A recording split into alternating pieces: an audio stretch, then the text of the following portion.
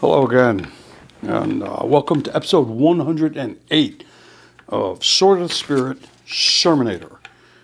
Our treatment tonight is going to be in the book of 2 Corinthians, but before we do so, all right, I want to get a little idea out there about Corinth. See, it's an actual city, and it was a very, very wealthy one. The Hebrew prophets, rather, were pretty fascinated with Corinth. Between 747 to 657 BC, during the reign of kings Uzziah, Jotham, Ahaz, Hezekiah, Manasseh of Judah, and the prophets Isaiah, Amos, Jonah, Micah, and Hosea. Okay? And it was a city that was governed by a single tyrannical king, okay, which was pretty normal in those days. Not for Corinth, though. They were ruled not by a tyrannical king, but a large council, literally a tribe, of men called the Bacchiadae, who claimed actual descent from Heracles, the grandson of Perseus, all Greek mythology. The name Bacchiadae relates to Bacchus, or what we know as Dionysius. And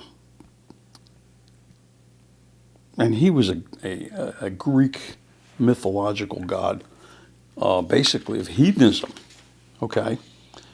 Hedonism. Now, Corinth was kind of an early republic. Not exactly, because the Bacchiadae were an oligarchical clan, okay, that allowed no outsiders to join. In other words, an elite little group. They formed a government that was spectacularly novel, highly successful. And it wasn't very large back then in the beginning, about 5,000, but grew to about 90,000, okay? And Corinth sat right in between Sparta and Athens, who had been at war during the Peloponnesian War, during the Greek heyday, okay, when the experimentation of democracy was formed in Athens. And by the way, democracy has a very funny word. Democracy, unfettered, is nothing but a factionist warring groups within a larger group, bullying one another for control. That's why it didn't work in Athens. And that's why the Romans changed from a pure democratic form to yet a monarchy of sorts, but within it a republic with a senate and a council. And there was a little different formation in how the government was run. But if we look at Corinth and the Bacchiadae, all right, or those of Bacchus, and their quote-unquote similar republic, we find so many disturbing parallels, all right, disturbing parallels to what we live with here in our own country today. And when we go through 2 Corinthians, we're going to deal with chapters 12 and 13 today. You're going to see a picture of things that have been going on and did go on back then that are happening today. And you're going to hear Paul admonish and talk to these guys. And I'm telling you, I'm going to take it from the King James High English probably to street language of a sort in the vernacular, to give you a better understanding of what was really being said here and why it was being said. But what we see here are direct parallels to what's going on in our country today, in other parts of the world, and what was happening back then, okay, as Paul was bringing the gospel message repeatedly to what were called the Gentiles or the nations, and particularly some of the Greek states, as we know, Corinth, Ephesus, Philippi, Colossae, which we talked about a few weeks ago. And I want you to just realize that the statement, history repeats itself, that George Santayana had told us and others had told us, is true. It's true. And why is it true? Because while things change, human nature is pretty hardwired, remains the same. And people's inclinations toward doing things, good, bad, indifferent, carnal, spiritual, however their makeup is, human nature remains the same. And thus we see similar circumstances. It's not that history itself is repetitive, okay? But the way we create history is repetitive. We see the same types of human behavior, choices, all right, that are made amidst different circumstances. And it's really the people, us, we, that dictate how we're going to create history. We create many of the circumstances that are seemingly repeated or repeatable over time. So that being said, let's journey a little bit here in the book of 2 Corinthians. And we're going to look at chapter 12. We're going to start from the beginning. We'll take 2 chapters this week, hopefully, and get through and get an understanding of just what the difficulties were that Paul faced even then, only a few years after the Messiah lived amongst us. And now us, 2,000 plus years later, finding the same divisions, the same problems, the same circumstances, and the same human responses. Okay? So we'll start in chapter 12, verse 1. Is almost a vision of paradise here. All right? It is not expedient for me, doubtless, to glory that I will come to visions and revelations of the Lord. Paul is saying to the people here, I do have visions. I do hear his word. I do get revelations. This should be standard for any spirit-filled believer. He says, my young men will dream dreams, my old men will see visions, and they will prophesy. So Paul says, I knew a man that was in the Messiah about 14 years ago, he says. Whether in the body, I can't tell, or whether the whole of the body. In other words, he wasn't sure if this guy was body in form or spirit, all right? He says, I cannot tell, but God knows. You know, I such a one, I saw him caught up to the third heaven. And I knew such a man, whether in the body or out of the body. I cannot tell, but God knows. See, he had experienced a transfiguration. He had experienced, let's face it, 14 years earlier. He's talking about the Messiah, all right? Because he was met on the road to Emmaus, and he was blinded for 3 days. He was allowed to not see until his ears were opened, and then his eyes would be open. So he's talking plain sense to them. He says, how that he was caught up into paradise and he heard unspeakable words, which it is not lawful for a man to utter. Why? Because God has not released that information. Of such a one will I glory. So he's glorying in the Messiah. He's talking about Yeshua, Jesus himself here. I saw this guy and I saw him taken up, you know, and he was told things that were unutterable. And I'm getting visions and revelations from God himself. He says, but I will glory in him. Yet of myself I will not glory, but only in my infirmities. And he's leading us up to a very powerful statement that the Messiah himself uttered to Paul. So he's saying, I'll glory in the Messiah, but not in myself. He's putting himself behind, all right? For though I would desire to glory, I shall not be a fool. In other words, I'm not taking the credit for this stuff. I'm giving you what I've been given. Kind of like what we do in our podcast here. Give what I'm given. Teach what I'm taught. All right, that's the obligation. And Paul is saying he's in that obligation. I will say the truth, but now I'm going to forbear, lest any man think of me above that which he sees me to be, or that he hears of me. In other words, Paul is saying, do not focus on me. I'm not focusing on me. I focused on the Messiah. I saw him. I was touched by him. He reveals things to me, teaches me. I'm not going to glory in it. In other words, he's not going to get all cocky and big-headed, chest pounding like I'm the guy, I'm the man.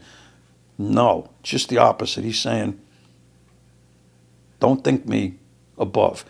Now, this is a common problem that we find today in congregations.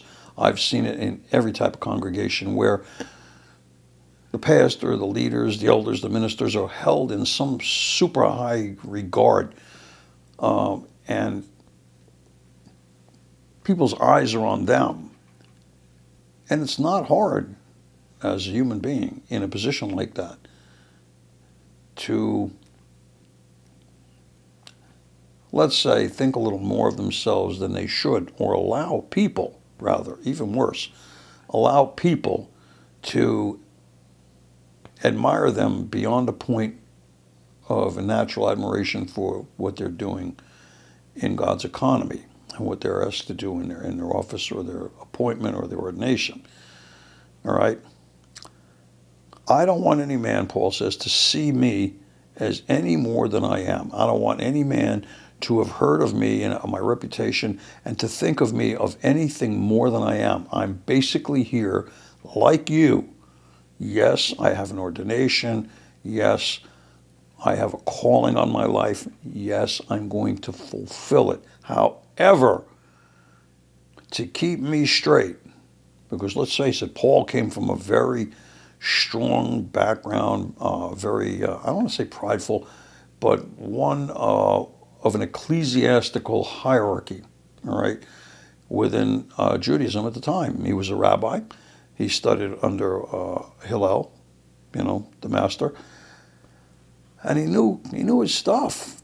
But what he didn't know was the Messiah. Even though he saw him in the flesh and he saw him carried up, all right, his eyes had to be closed several days so that his ears could be open, his heart could be open. So in verse 7 of chapter 12, he says, "And lest I should be exalted above measure through the abundance of revelations that I get, there was given to me a thorn in my flesh." In other words, something to keep you honest, all right? Something to show that you ain't all this, or I ain't all this, or all that.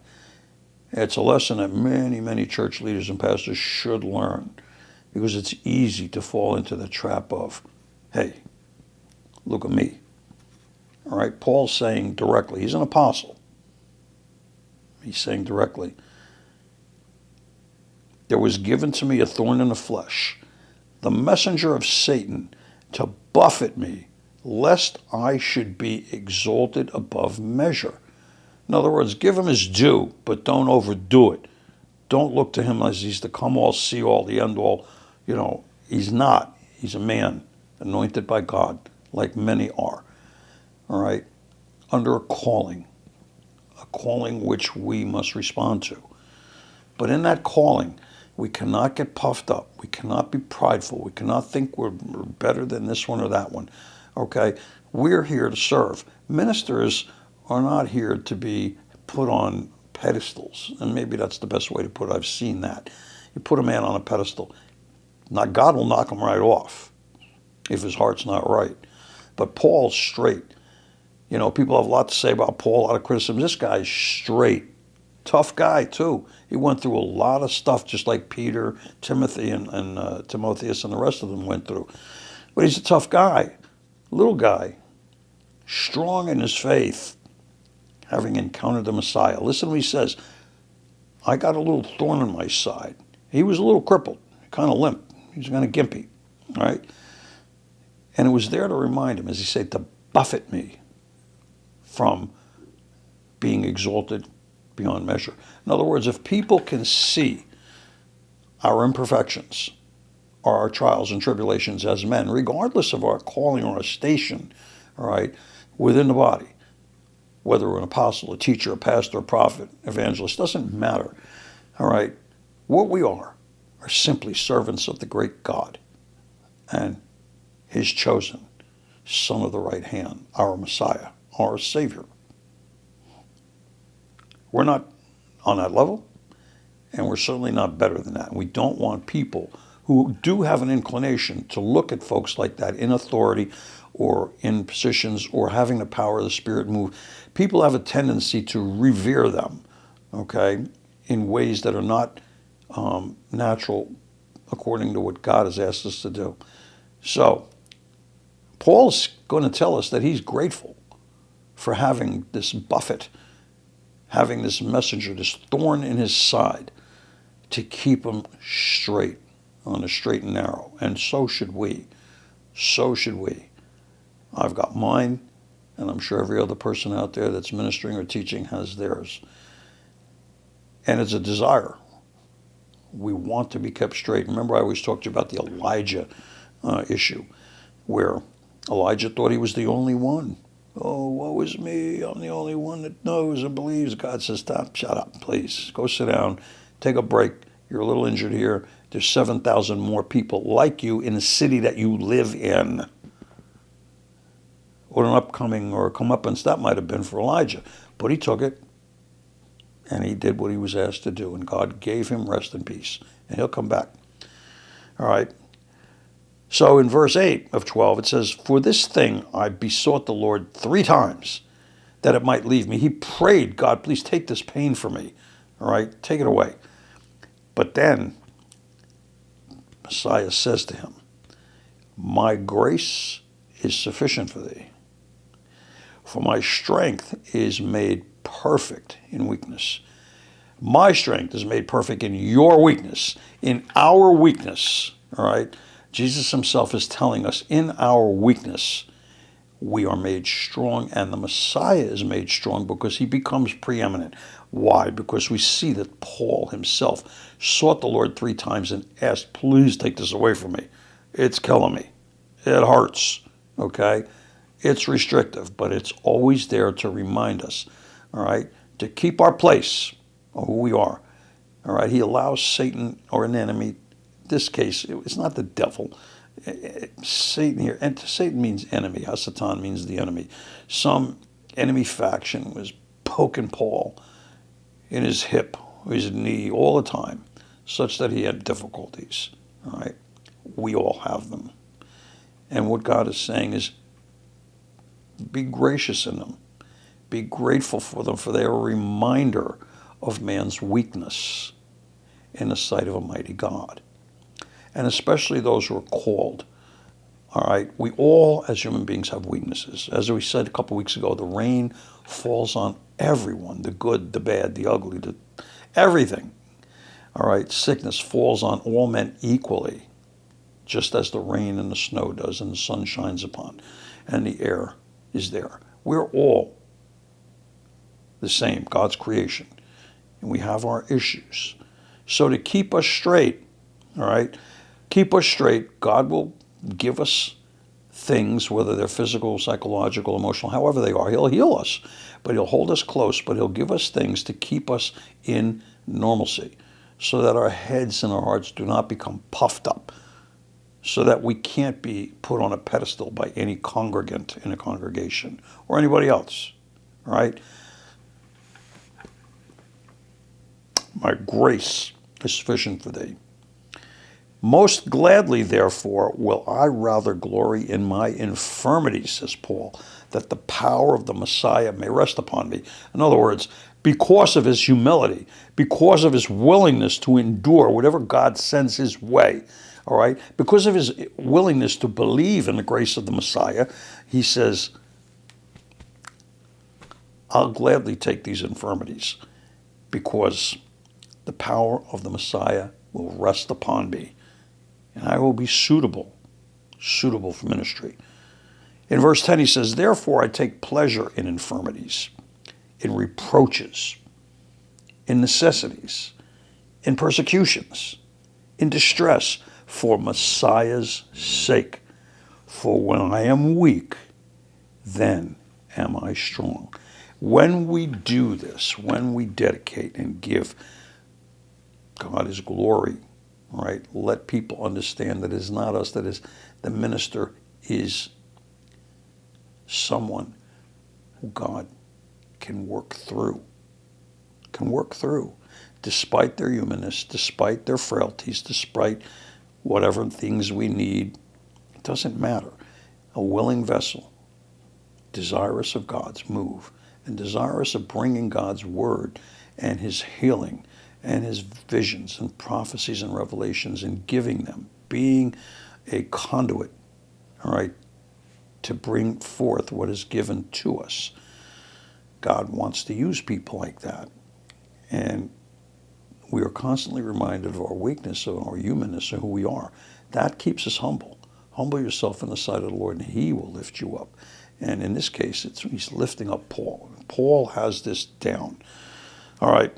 So now, after that, he has to go ahead and literally talk about his apostleship to people that he's been with before. So we look in verse 11, he says, I'm become a fool in glorying. You have compelled me, for I ought to have been commended of you, for in nothing am I behind the very chiefest apostles, though I be nothing. So he's saying, look, my office is as an apostle, my calling, I'm the same as they are, but in reality, I'm nothing. I'm nothing without God. Take your mind off of these elevated positions and titles. In verse 12, he says, truly, the signs of an apostle were wrought among you. In other words, you saw the evidence. And in all patience, in signs and wonders and mighty deeds, you were here. You witnessed this. You saw them. You saw the Lord work through me and others that I brought with me. And it says, for what is it wherein you were inferior to other churches, except it be that I myself was not burdensome to you? Forgive me this wrong. In other words, was I a burden to you in any way? And if I was, please forgive me. All right. And Paul has a concern not to be a burden, especially not to be a financial burden, because that's where people get a little skitty, okay? He says in verse 14, he says, behold, the third time I'm ready to come to you, but I will not be burdensome to you. I will not seek yours, but for the children. They ought not to lay up to the parents, all right, but the parents for the children. In other words, I don't want anything from you. I will gladly spend and be spent for you the more abundantly. But he says, but the more abundantly I love you, the less I'm loved by you. He doesn't understand this. He's not a burden. He's not asking for any financial help or support. You know, the collection doesn't happen. They don't take it up. He doesn't want to be a burden to anyone. He said, but be it so. I did not burden you, but nevertheless, being crafty, I caught you in how you're acting, all right? Did I make a gain out of you by any of them that I sent to you? No. In other words, if Paul didn't come and one of his charges came, one of the disciples in his stead, they weren't a burden. He didn't ask them for money. He didn't ask them for anything, okay, other than common hospitality, which we would often extend to anyone, any visitor or traveler, especially one who has come to help. All right. I desired Titus, and with him I sent a brother. Now, did Titus make any gain of you? Did he take any money? All right. Didn't we walk in the same spirit? Didn't we walk in the same steps? Why do you love us less each time we love you more? We haven't asked you for anything. We haven't taken anything from you. Paul's concern here was the carnality that existed. Now remember, we talked about this. It says that, the things of the spirit are foolish or to the carnal mind. And we don't want to get misstepped here with the word carnal. Carnal is often interpreted, all right, to mean sexual issues, carnal, flesh, and not really what it means. Although it can mean that. What it means is carnally minded, always worrying about the things of life, okay? Where it says, in the gospel that we sow the seed on the type of soil, on rocky ground it doesn't grow, in thorny ground it's choked, and it's choked because of the worries and the concerns of the world. How am I going to pay this bill? How am I going to send the kid to school? What's the price of groceries? How am I going to afford my chariot or my car, in this case, today, chariot back then, or whatever, or horse? It doesn't matter. Being absorbed with things of the flesh and of the world are hindrances to our ability to walk and hear clearly. They're also hindrances because we begin to doubt when we see all that's going on around us. We see a lot of corruption. We start to question and wonder everybody. And that's why Paul's saying, look, I came to you 3 times. I sent people to you. Nobody took money from you. Why is it that we love you? We come here to help you, and we find you in this condition, and you love us less. We've not asked you for anything. Don't look at us strange like we're here to take from you. No, not. We're here to give. We're here to give freely. And we come with our infirmities. And I got one myself because, Jesus himself gave it to me. He wants to make sure I don't get puffed up or proud or haughty or arrogant. But why are you acting that way, he's saying, to someone who's proven to you with miracles, in power and in might, the mighty hand of God moving through me as a minister. In verse 19, he says, again, think you that we excuse ourselves unto you? We speak before God in the Messiah. But we do all things, dearly beloved, for your edifying, not for ours. See, ministry is for those who are being ministered to, not the minister. All right? That's God's place to put him in a place. He says, for I fear, lest when I come, I shall not find you such as I would hope to, and that I shall be found, unto you such as you would not. In other words, we're not connecting here. I'm fearful that I'm going to come here. I'm not going to find you in the condition in which I left you and in which I hope to see you in the body of Messiah. All right? And I'm also saying that I don't think you're going to look at me the same way either. And for what reason, I don't know. All right? He says, I shall not find you such as I would, and that I shall be found unto you such as you would not, lest there be debates, envying, wraths, strifes, backbitings, whisperings, swellings, tumults, and lest when I come again, my God will humble me among you, and that I shall bewail many which have sinned already and have not repented of the uncleanness. Now listen who he challenges. Fornication, lasciviousness, which they've committed. So you see Paul is saying here very clearly, some ain't right. You're looking at me different with a slanted eye. I'm coming here wondering what's going on here. Why are you in this shape? Why has there been no repentance from the uncleanness, the fornication, lasciviousness? All right. Why is there nothing being fixed here? Why do I come to hear debates, envy, wrath, strife, backbiting, etc., etc., etc.? Whisperings, swellings, arrogant pride, and tumults, fighting. You see, we have very similar situations today in the church and the body.